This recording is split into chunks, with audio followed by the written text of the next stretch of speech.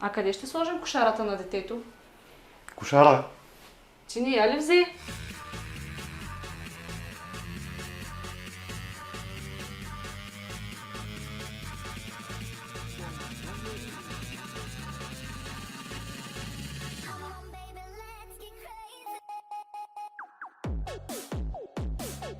Еха, имам страхотен е този апартамент. Нали?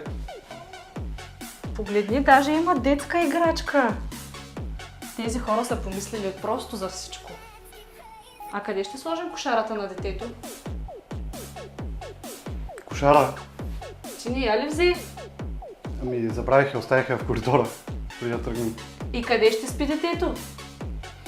Чакай малко, сега ще звънна. Ало, Буклейзи?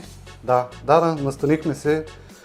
Само че забравихме кошарата. Колко бързо може да реагирате?